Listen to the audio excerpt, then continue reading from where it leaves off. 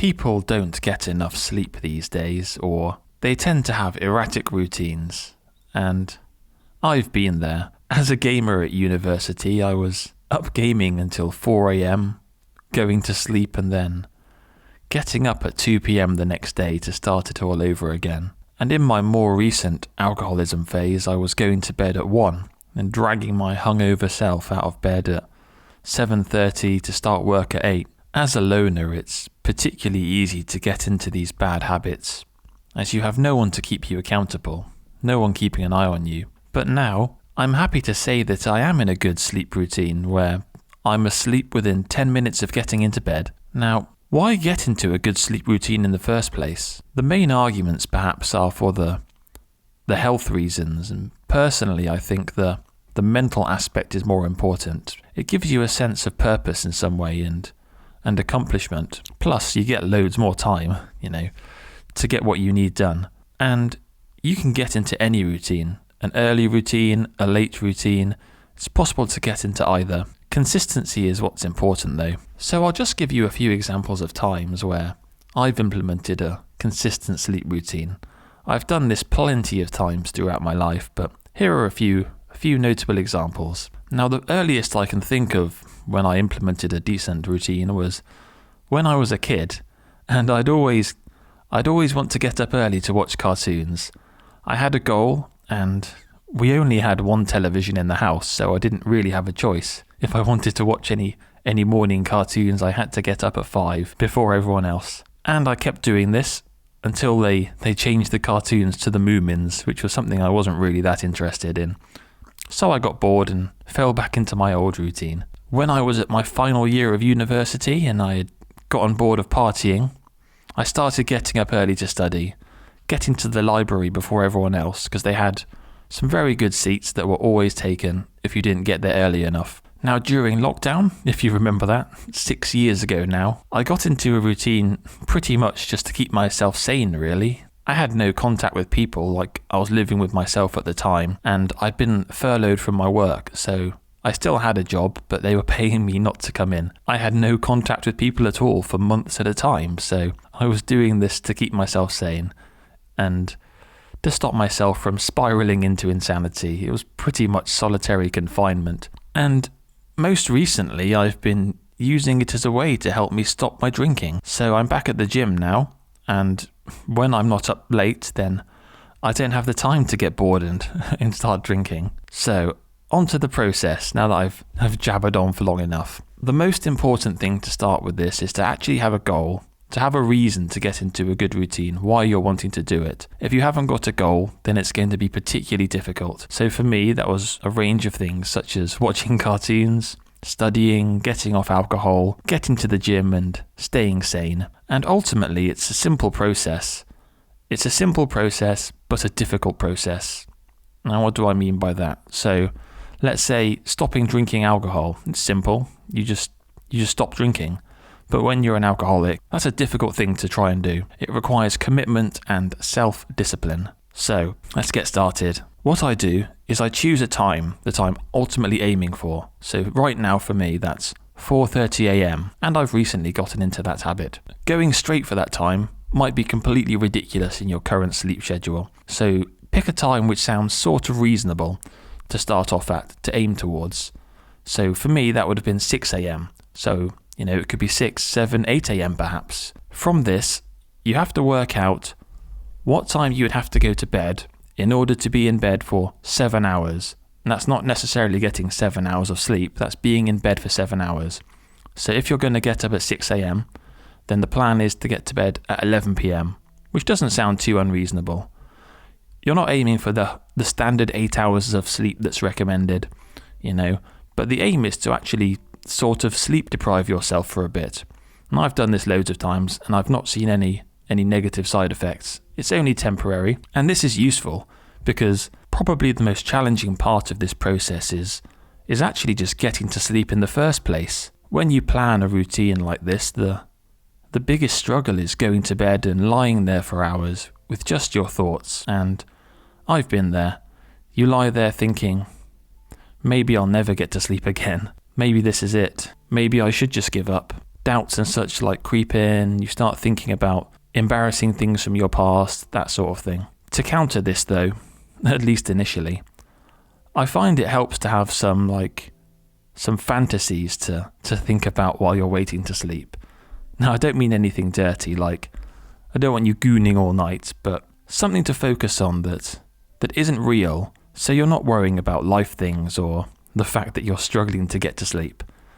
So some examples that could help are perhaps think about what you'd do if you won the lottery or a large amount of money, or perhaps what it would be like if you were living in a world from a show or a story you like. And no matter what happens, you will always eventually get to sleep, you're not going to stay awake for the rest of your life. But next comes another challenge, and that is that you have to get out of bed when your alarm goes off. You can't just go back to sleep and say, I'll try and do it tomorrow, the next day, next week, or just give up. You have to commit to this whole process. You can't stop. This is non-negotiable. I find it helps to have my phone pretty far away from me, so I have it on the opposite side of my room, even now.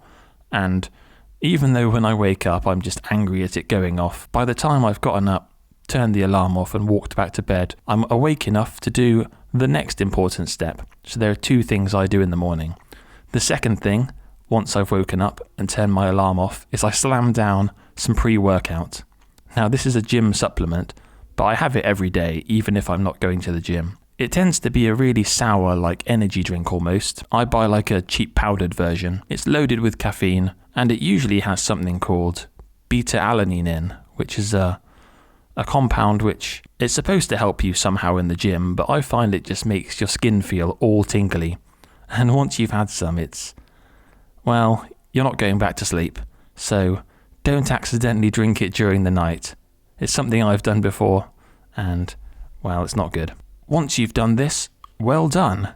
You've done one day. Now what you have to do is continue doing this, except you have to get up 15 minutes earlier every day. So let's say you started at 6 a.m, you now need to get up at 5:45. Going to bed earlier isn't as important, but it's something you do need to start trying to do, because eventually you'll be, doing 4 or 5 hours sleep. And once you've hit your goal time, you have to just stick to it, even on weekends, even if you have to stay up late one night for an event or something, you always have to get up early in the morning. It will be a challenge sometimes, and this will persist for a few weeks, but eventually it'll get to the point that you can't even stay awake anymore after your bedtime. And that's the whole process that I use, that I've refined over the years. I'd like to talk about a few additional things though at the end, things that I have some thoughts on that I've tried.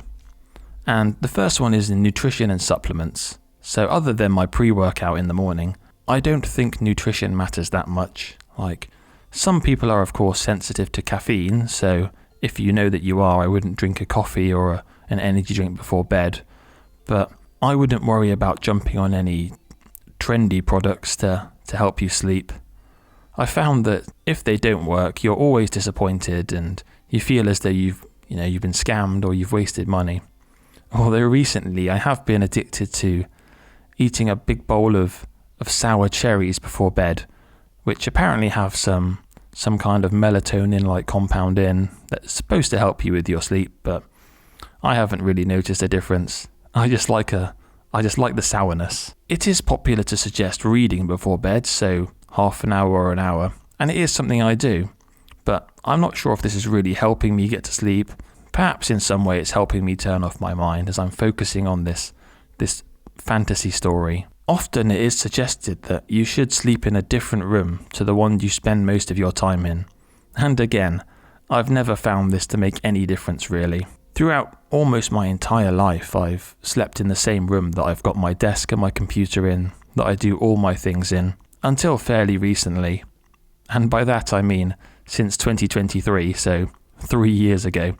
So I was about to have some surgery then. I moved my desk into my living room to make it easier to access after the surgery. And I haven't bothered moving it back yet. When you're a loner and you live alone, things tend to just stay in one place for a long period. One thing I would recommend though is that try and start the cycle when it's perhaps warm, or at least not freezing cold in the morning. It's already a big enough challenge to get into this routine, and removing any variables will definitely help out. Anything that can make it harder to get up in the morning. In fact, I always set everything up that I might need before going to bed. So, locking all the doors in my house, that's something I'm always worried about. I always double check they're all locked. I get a fresh glass of water in case I'm thirsty. I set like a little watch beside my bed in case I wake up to check the time. Anything that you've woken up for in the past to check, just make sure it's available to get rid of any distractions. Of course, the best thing you can do before bed is to listen to my videos so my soothing voice can help you get to sleep. I do like the idea of people listening to me in the background because, man, I do talk a lot of nonsense sometimes. Hopefully you got something valuable from this video though. Getting a good night's sleep is something I'm pretty passionate about, and I think you should be too. But until next time, good night, my sweet prince.